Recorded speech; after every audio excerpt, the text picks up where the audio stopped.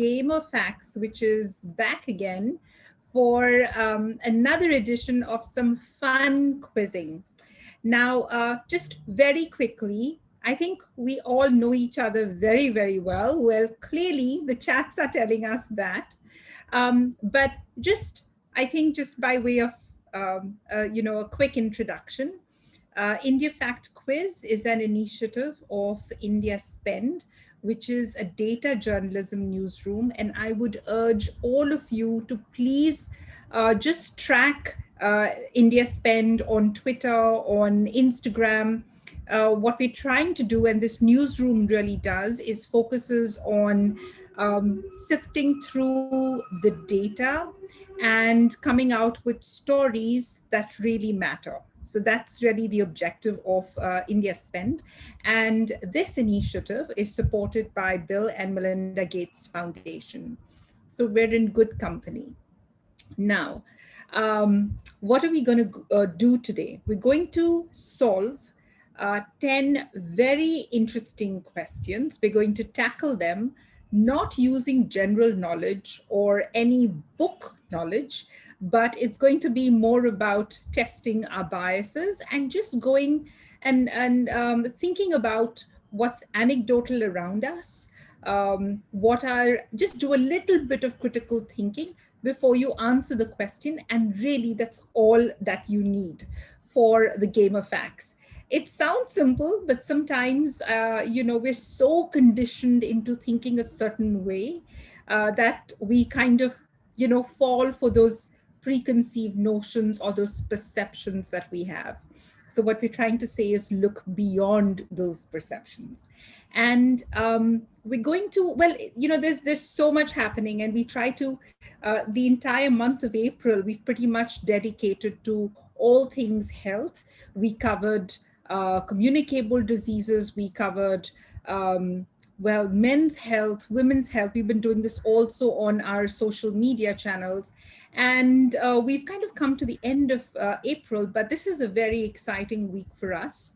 I think globally, it's a very exciting time for us, because while you can say that there is doom and gloom all around, and yes, there is, but at the same time, as human beings, we have to think about what lies ahead. And this is the immunization week, and that's what makes it so special. So we have vaccines, and vaccines is really cutting edge technology that can save our lives.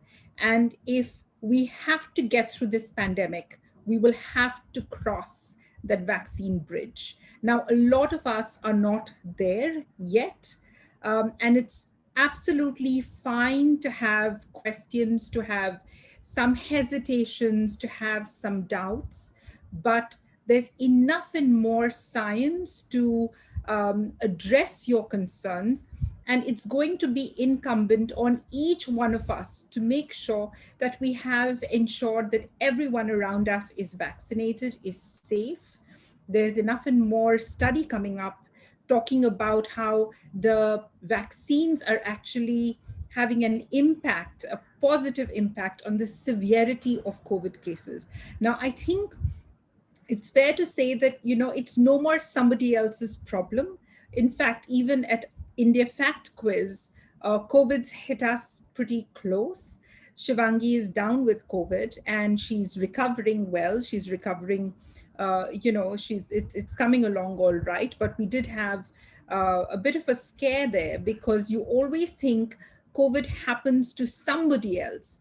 And when it happens to someone in your team, it just shakes you to the core. And I think the entire team, Shiva, all of us were just absolutely a little taken aback. And for us, it was like, oh my God, how do we help her?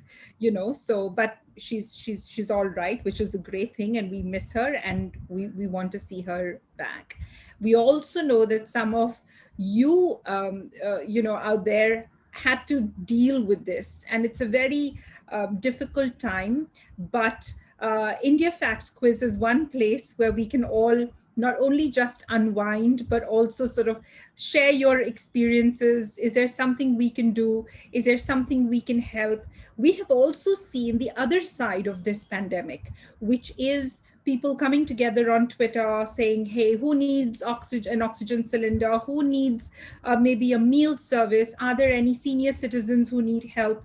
And, there's something about, situations like this, which, yes, it does show the hard side of people, but it also shows a very good side. And we're going to focus on the positive, and we're going to focus on the happy times, which are very few and far, but we're going to make the most of it. And thank you all for all your wishes for Shivangi. We'll definitely share that with her. I'm sure it's going to make her feel really good. And it's been great how the entire team has sort of, come together, and we're very focused. If there's one thing we do not want to miss out on, is putting together a great quiz for all of you. So whether it's meant Meenal stepping up to take over where Shivangi leaves, we've sort of taken care of all of that piece, and it feels really good that no matter what happens, this is some place you can come to, and we'll always be here. We're going to turn our cameras on at 5 o'clock every Friday and Saturday, come what may. All right.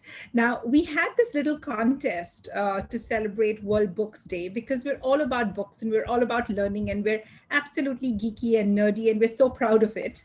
And the kind of responses we got were absolutely overwhelming.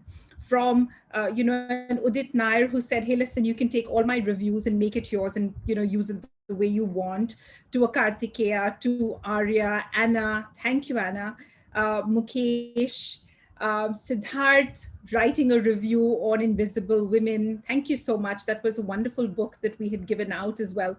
And, one person that I'd like to sort of call out was Vanshika Giriya's grandfather and mother, who sent us their wonderful thoughts on books and the power of reading. So thank you all so much. Thank you, Dipankar, for joining, first of all. And we've just been having such a wonderful time, just hearing all about you, talking to you, exchanging messages. It just feels really nice. It just feels like in all of this madness around us, we just have, a little corner which is nice and happy, and, we can talk about things, and it's wonderful. All right. So talking about books, this is a very special book that we have today. It's by an astonishingly young writer. He's a professor at IIM Ahmedabad currently. He's a quintessential Bombay boy, studied in Ruia College, and then he went on to the London School of Economics. We're talking about Chinmay Tumbe. He's written this fantastic book called The Age of Pandemics, and he's looked at a very specific time frame, which is 1817 to 1920. And what is significant about this time frame is really all that happened. I mean, if only the point that he's trying to make, and he is teaching economics, but he's also very interested in migration. And one thing, we all sort of tend to forget is, those, when we see those images of those migrants who were trekking back home last year, and we saw a little bit of that again this year, we forget that we're all, at some point or the other, sort of a result of migration or immediate migrants. So he was sort of studying about migration, and then he sort of stumbled upon this strange period which really didn't fit in anywhere, and he realized that was the time of the Spanish influenza, and he was very intrigued about that, went in to study further, realized actually we haven't studied anything about our pandemics. So right from smallpox to cholera, the world has seen 7 waves of cholera. India has always been the epicenter of cholera, to the Spanish flu. You can call it the Bombay fever, what have you. We continue to sort of struggle and straddle with these pandemics. Now, if only in our schools, mind you, I'm saying if it goes for all of us, we had studied about pandemics, and we had studied about yellow fever and how the world tackled it, or we had studied about the Spanish flu and what India went through, because India was had the worst death rate in the world because of Spanish flu, probably we would have been in a better position to deal with COVID, or we probably would not have been as overwhelmed as we are today by this pandemic. So, Chinmay Tumbe's The Age of Pandemics is the book that we have. It is going to be a wonderful read for the three of you who win this. Now, all of you who sent in your entries, well, it was very, very hard for us to actually shortlist the winners. But you will be receiving an email from India Fact Quiz, and you will know where you stand in yesterday's quiz. We closed it at around 10 p.m. last night, but you will sort of get a sense of where you are. So with that, with this little introduction and peek into this wonderful book, I'm now going to share my screen.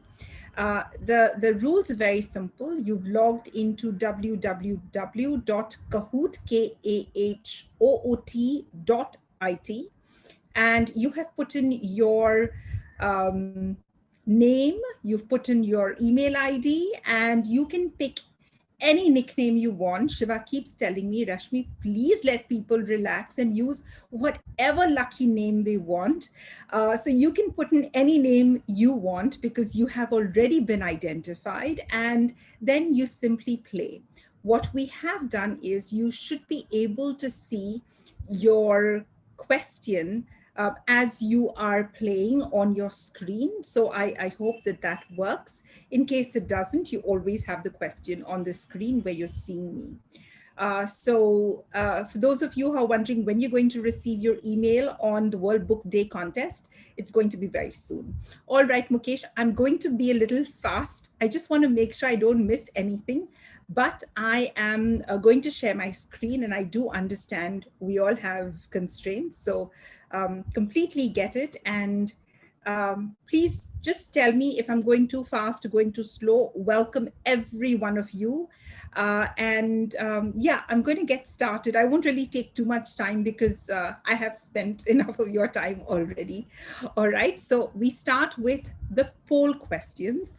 3 poll questions, no marks for this. Anybody on the fence want to jump in, you can still jump in over the next 3 questions.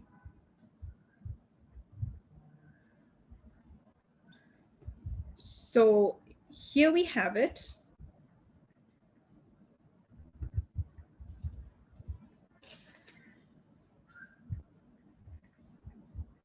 If you had to choose between religion and science, what would you pick?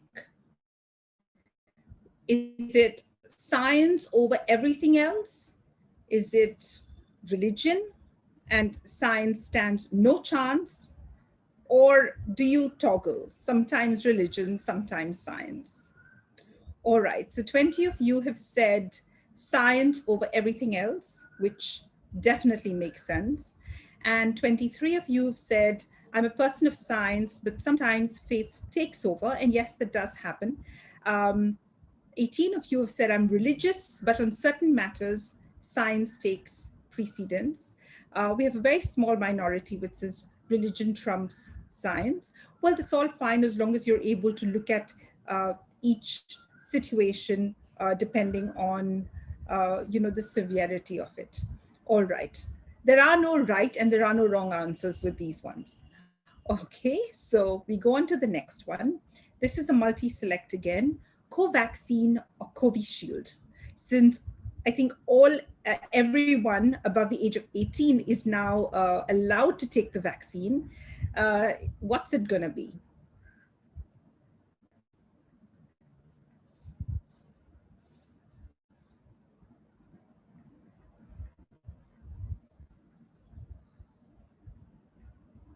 All right, it's wonderful that 41 of you have said whatever's available.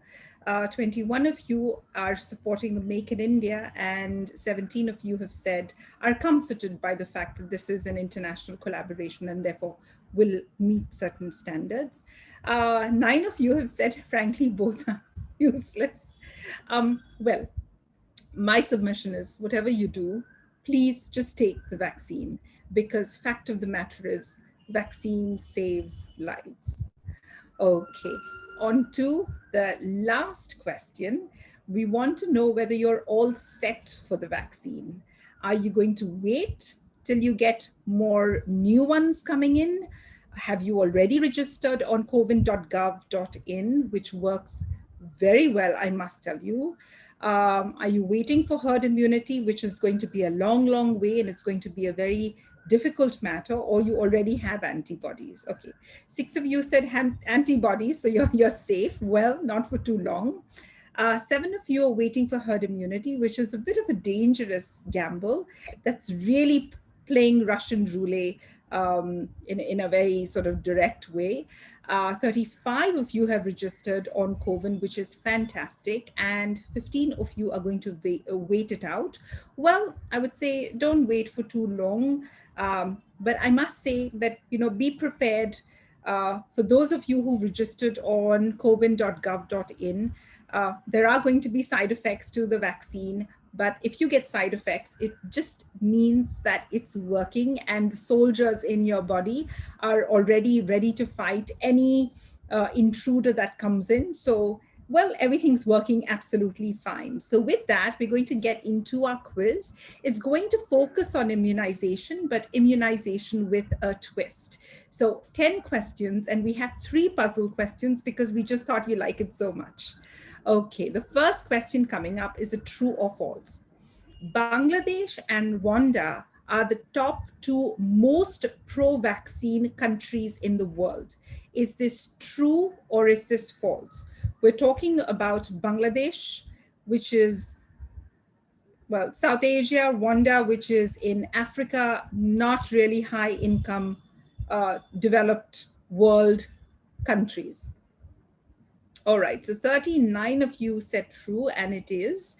In fact, there was a vaccine confidence study done where these 2 countries stood out for being the most confident about the effectiveness and the efficacy of vaccines. Clearly, as far as Bangladesh is concerned, this is one country that stands out in the world for having made significant strides, whether it is infant mortality or maternal mortality, and they're evidently doing something very right on the vaccine front as well. Okay, so the scoreboard, it's Pushpa, Kishore, Darshan, Manas, and Tom. Okay, I'm not going to linger too much because this changes and it's very dynamic. So for double points, the country most skeptical about the safety of vaccines is Uganda, Pakistan, France, or Austria.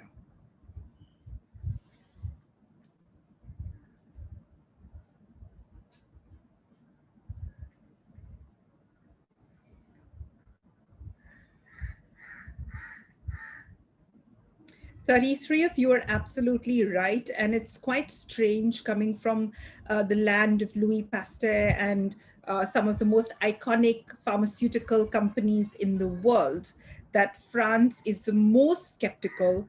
In fact, 1 out of 3 people in France are not very confident about the safety and the efficacy of vaccines, which is very, very dangerous. And also the country is already seeing significant outbreaks of measles.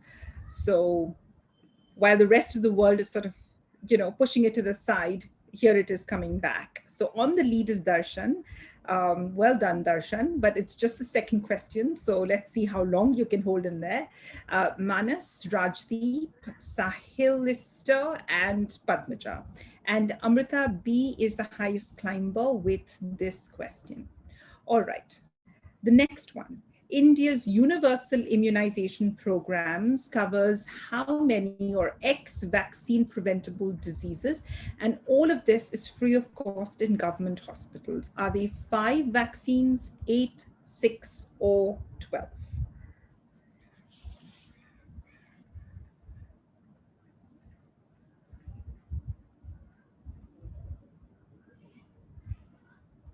All right, so 44 of you are correct. Under the UIP or Mission Indradhanush, there are 12 vaccines which are available free of cost. And 3 out of those are only covered in certain endemic parts of the country, such as Japanese encephalitis. So it's not really available for coverage. Um, just one quick request. I think there's a bit of a problem, and I'm the reason for that. But you're not. I'm sure most of you can't see the question on your second device on your screen that you could last week. So I would please request you to look at your screen where you can see the question. And sorry about that. It's my bad. Okay, so well, it's Darshan, Rajdeep, Sahilista, Tom, and Sharvani. Okay, and Kartikeya Tiwari is the highest climber with this question. This is a true or false. More children in South India have received their vaccines compared to other regions in the country. So we're comparing South India to North, Northeast, East, and West. And we're saying children in South India are fully vaccinated, more in numbers compared to other regions.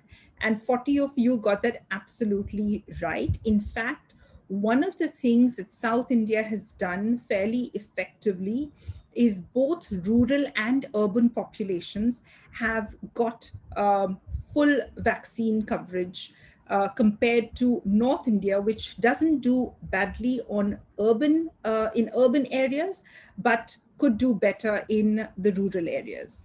And the West is still not up to it. And surprisingly, is actually the worst performing compared to the other regions as well. All right. So with this, Darshan is still there on the scoreboard, followed by Rajdeep. Sharvani comes 2 notches up. Amanat gets into the scoreboard, and so does Gargi. Okay, we'll get into the next question. And this gives you double points. While uptake for vaccines have increased in the last decade, the only vaccine that has observed a decline is polio, measles, hepatitis B, or pneumonia.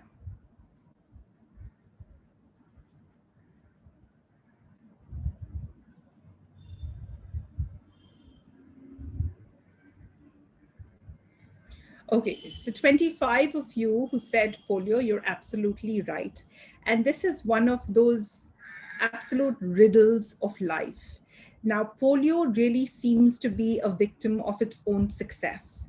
The polio drive that India undertook was by far one of the most successful public health campaigns that we have ever seen. You had even an Amitabh Bachchan coming out, and we had literally these door-to-door campaigns.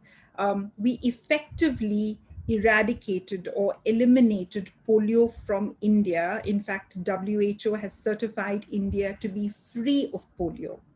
And what happens is that once, we something like this is done and dusted, we assume that, okay, it's not so high priority, and life takes over, right? So, we've forgotten about this disease. What we don't realize is that while, yes, we have eliminated polio, it can very easily make a comeback, and make a comeback in how? So it's simple. While we have eradicated it from India, there are other parts of the world where it's very few, but there are parts of the world like Afghanistan or Pakistan where you still have wild polio. Now, polio doesn't quite understand borders. So all you need is effectively one case coming into India, and that will lead to something else. We saw the last case of polio in West Bengal's Howrah district. And essentially, we shut the case on polio, hopefully. But if we do not, or the uptake continues to drop of the polio vaccination, we could be heading for another round where polio makes a comeback and is a bit of a menace as far as public health is concerned.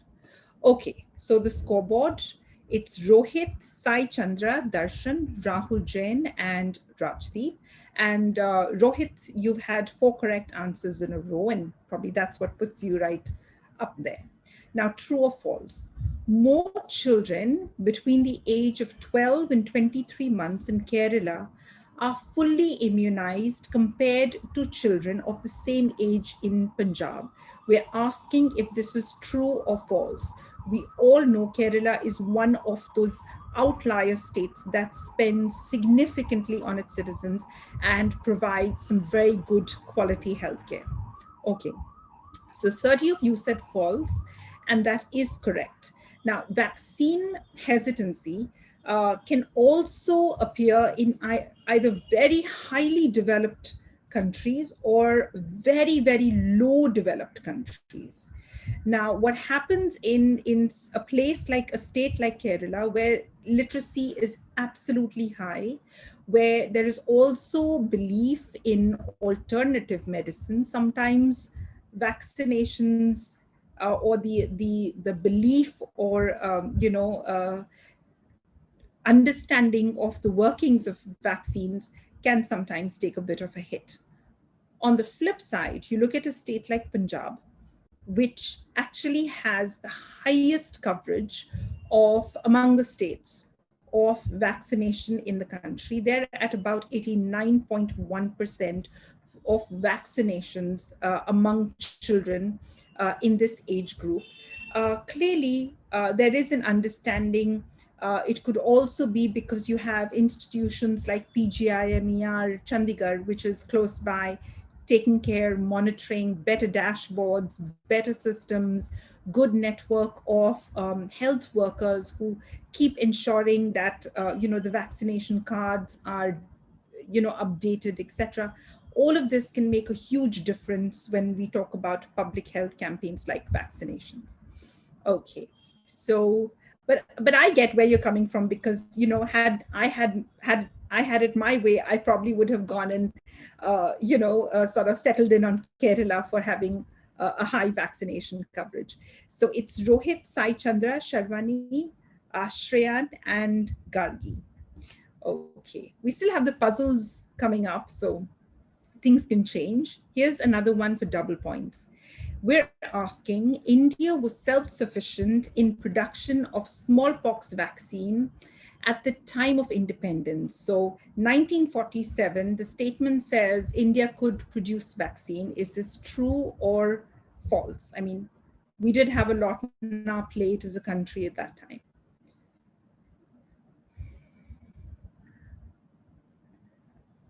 So 57 of you took the punt and said, yeah, well, may have been self-sufficient. Yes, very much was. In fact, at that time in 1948, we were also producing BCG, which is, again, a very important vaccine. Every baby that's born in this country within 3 days is given the vaccine. It's that critical. And at that time, we were making enough of smallpox vaccine to sustain our population. So yes, we have had a very good legacy right from the 1800s in trying to address pandemics. Some of them have probably worked, some of them have probably not worked as well. And on the scoreboard, it's now Sai Chandra, Rohit, Sharvani, Shreyan, and Darshan makes his entry in again. Okay, we've come to the puzzles now. Rank the reasons from the most common to less for not vaccinating children.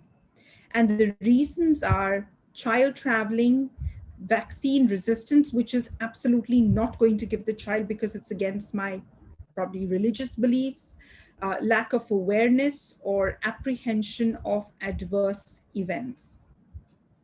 You need to rank the most common excuse given to the least. There are a number of reasons.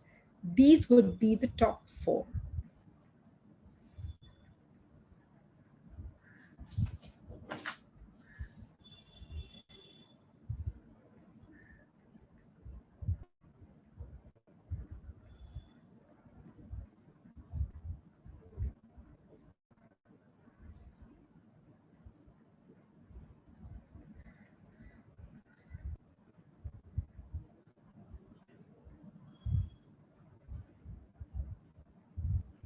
Not bad. Quite a few of you did get it right. In fact, about 45% of the reasons given is lack of awareness. Uh, then you have about 24, which essentially are worried about either side effects or any adverse reactions to it. A lot of this is also needle phobia. People are scared of needles. And then about 11% is vaccine resistance, which is very different from vaccine hesitancy. Vaccine resistance is, I'm not going to take it at all. And about 8% said, oh, the child is traveling, could well be. A lot of children we don't realize it, but really are, in a sense, parents are migrants or they move from one place to another. So these things do happen. All right.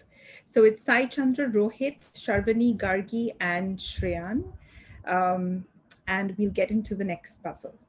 I absolutely love this question and had to give it double points. Establish a timeline, oldest to most recent, for these pandemics. So you need to put the oldest pandemic first and go to the last one will be the most recent. The first wave of cholera, smallpox epidemic in Goa, Spanish influenza, and Zika virus. Zika virus, of course, is more Brazil, but the rest of this has touched us in one way or the other.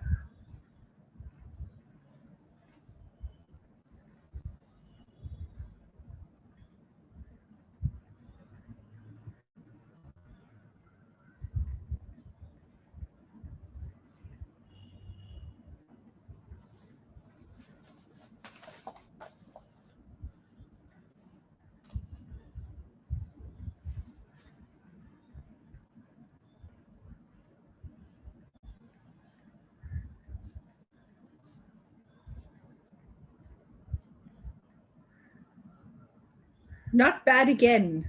This is a slightly tougher one, but just so you know, 1545, we had the first smallpox epidemic, which killed 8,000 children in Goa. This is 1545. And this was supposedly brought to Goa by the Portuguese. All right. Then we have the first wave. Well, the world has seen about 7 waves of cholera. The first one was in 1817. Well, it swept through India and the rest of the world. In 1918, when our soldiers returned from World War One, along with them, they got in Spanish influenza, which pretty much ravaged through Bombay, because that was the port where most of the soldiers had gotten off to then go into their various homes across the country. And as they traveled, they also carried the flu with them. India, of course, had the highest death reported because of Spanish influenza. Zika virus, to that extent, is much more recent and was detected in 2016. Okay. And on the scoreboard, a bit of a shift has happened. Oops, actually quite a bit. So it's Avinash now who's in the lead, Sai Chandra, Rohit, Sharvani, and Rashmi. All right. And Vishnu is the highest climber with this question. Well, a lot can happen. There's one more puzzle. So let's see what we land up with. Another puzzle, and this gives you double points. Steps to look out for while getting the COVID vaccine at the center. Okay, these are the WHO steps. You have to rank them in terms of what you will do first and last as soon as you get to the center. 30 minutes observation, vaccination, ID check, wait for security check to enter. See, we're like absolutely preparing you to take that vaccine. So these are really the steps and recommendations that WHO has as the world goes through a mass immunization program.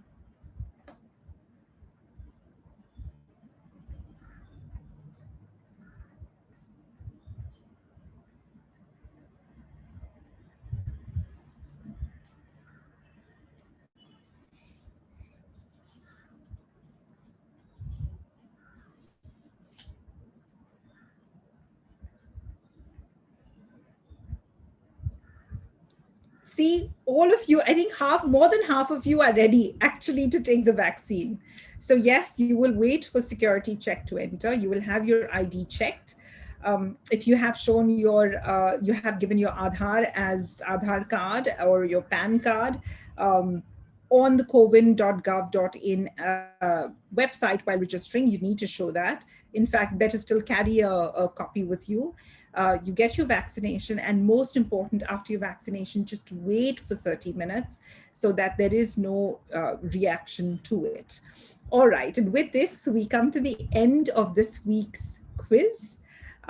We hope you learned some bit and you had a good time playing this. Sharvani is at number 3, followed by Sai Chandra, and in the top position, we have Rohit. Congratulations, all of you. You win. And Shreyan and Rahul are the runner ups.